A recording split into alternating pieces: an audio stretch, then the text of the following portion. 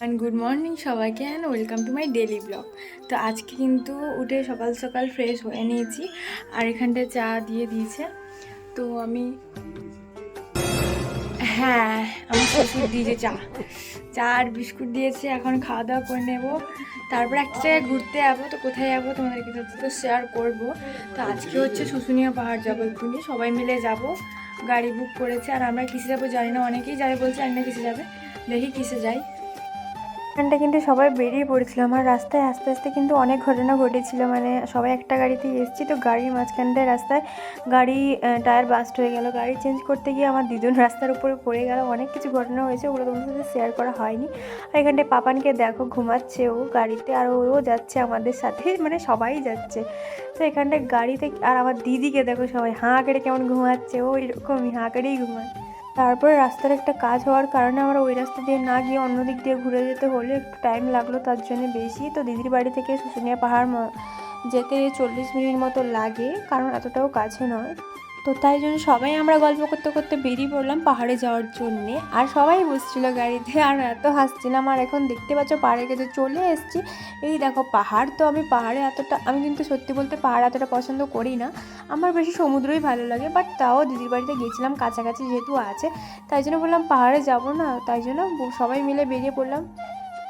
আর এখন অলরেডি নেমে গেছি গাড়ি থেকে, আর দেখতে পাচ্ছ পেছনে আমার দিদি আসছে না, ওরা আমার বোন আসছে। আমি নিজেই বুঝতে পারি না, মাঝে মাঝে কনফিউজ হয়ে যায় যে ওটা আমার দিদি নাকি বোন। ও কিন্তু আমার থেকে 6 বছরের বড়, মানে অনেকটাই বড়, বাট ওকে দেখলে আমার থেকে অনেকই ছোট লাগে। আর আমি কেন জানি না এত লম্বা হয়ে গেছি, আর ও অনেকটা বেটে আমার থেকে। তারপরে এখানে ওই রকম কথা বলতে বলতে ওপরের দিকে চলে এসেছি। আর এখানটায় কী আছে, আর দেখো ওপরে কত বড় মৌচাক হয়েছে। তো এইখানটায় তারপরে এবারে আমরা পাহাড়ে উঠবো সবাই মিলে। তো প্রথমে কিন্তু 1-2 পা উঠেছিলাম, আর এখানে দেখছো বাঘের মুখ থেকে যে জল বেরাচ্ছে, এখানকার লোকেরা বলছিল এটা কিন্তু পাহাড়ের ভেতর থেকে কোথা থেকে আসছে, ওটা কিন্তু কোনো পাইপের দ্বারা আসেনি। তো তাই নিয়ে আমরা কথা বলছিলাম।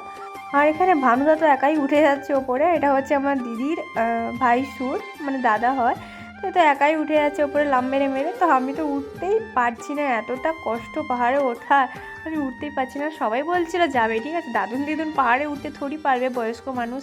এবার আমার দিদি আছে, পাপান আছে, ওরা তো পারবে না, বাচ্চা কাচ্চাকে নিয়ে ওঠাটা সম্ভব নয়, ওঠাটা একটু রিস্ক হয়ে যাবে। তাই জন্য ওরা সবাই ছিল। আমরা যাচ্ছি ওপরে কয়েকজন, মা, আমি, দাদা, জিজু আর ভানুদা আর একজন যাচ্ছিল। তো আমরা এই কজনই যাচ্ছিলাম। তাও না একটু যেতেই আমি হাঁপিয়ে গেছি, বিশেষ করে আমি বেশি হাঁটছিলাম, আর আমি বেশি ভয় পাচ্ছিলাম, কারণ আমার হাইটকে খুব ভয়। এত গরম লাগছিল, আর মুখ পুরো লাল হয়ে গেছিলো, তাই জন্য মুখে করে এখন জল নিয়ে নিয়েছি। আর আমার কিন্তু পাহাড়ে খুব ভয় লাগে, সবার লাগে না, আমার খুবই লাগে। তারপরে এখানটা কিন্তু ফাইনালি আমি পাহাড়ের পুরো ওপরে চলে এসেছি। দেখেছো পেছনের ভিউটা কত সুন্দর। আর ওঠার সময় একটা গাছে দেখলাম, এই গাছে না পয়সা কি করা আছে এটা আমি বুঝতে পারিনি, পয়সা কেমন একটা ঢোকানো আছে, কিছু একটা কারণ আছে হয়তো এইটার, তো আমরা তো জানি না। আর নিচে দেখো আমার মা দাঁড়িয়ে আছে। আর এখানে ওপর থেকে ভিউটা এত সুন্দর, মানে কি বলবো। তো ফোনে এতটা সুন্দর আসেনি, কারণ ক্যামেরা জানো তো সবাই, ক্যামেরাতে এতটা সুন্দর আসে না, যেহেতু শীতকাল পড়ে গেছে, কুয়াশাও পড়ে গেছে, এই জন্য এতটা ভালো আসেনি।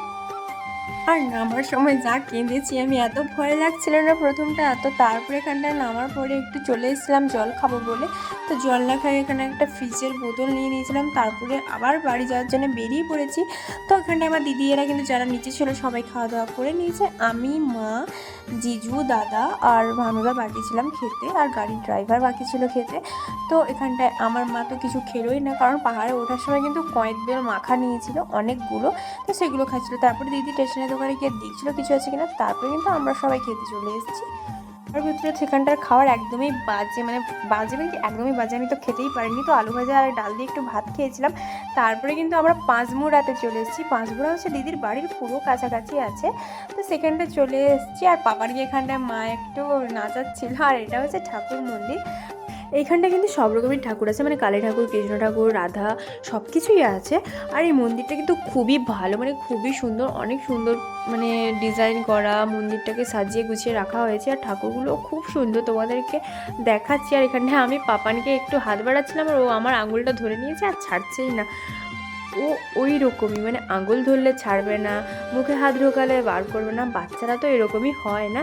তারপর ওই কথা বলতে বলতে আমরা একটু চলে আসছি। আর এদিকে দেখো কত ডিজাইন আছে, মানে খুব সুন্দর মন্দিরটা, আর অনেক বড় মন্দির, অনেকটা লম্বায়, অনেকটা এরিয়া জুড়ে আছে। আর এখানটায় কিন্তু সন্ধেবেলায় অনেকটাই ভিড় হয়, মানে সন্ধে মানে কি 7টার দিকে সন্ধ্যা আরতি যখন হয় প্রচুর ভিড় হয়। আমি এর আগের বছর যবে গেছিলাম, আগের বছর না 2 বছর আগে যখন গেছিলাম এখানটা কিন্তু গিয়েছিলাম।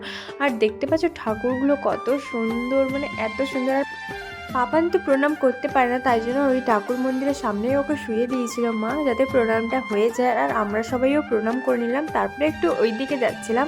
আর এখানটায় দেখতে পাচ্ছ কত সুন্দর, মানে কালার যেরকম, ডিজাইন যেরকম, মন্দিরটাও খুব সুন্দর হয়েছে। আর এখানটায় অল টাইম লোক থাকে। আর আমরা গিয়েছিলাম তখন 5:30 বাজে, যেহেতু শীতকাল পড়ে গেছে, 5:30 মানে সন্ধে হয়ে এসছে। পেছনে দেখতে পাচ্ছ সূর্যটা কেমন লাল হয়ে গেছে, এখনও প্রপারলি সন্ধে হয়নি।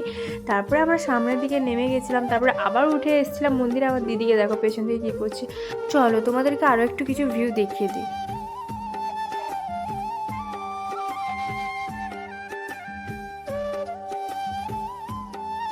তো চলো তোমাদেরকে আরেকটা জিনিস দেখাচ্ছি, দূর থেকে দেখতে পেয়েছো একটুটা। আর এখানটায় দেখো কত বড় মহাদেবের মূর্তি। আর এটা আমরা প্রথমে কিন্তু ভেবেছিলাম যে পাথরের, বাড়ি ওটা পাথরের ছিল না। তারপর এখানটায় চলে এসছে, আর আমার দাদুর নাচ দেখো ঠাকুরের গানে।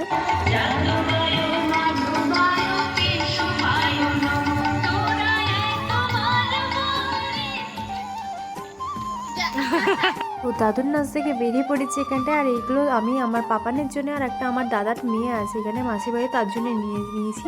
আর আজকের ব্লগটা এই পর্যন্ত, কেমন লেগেছে অবশ্যই কিন্তু কমেন্টে জানাবো।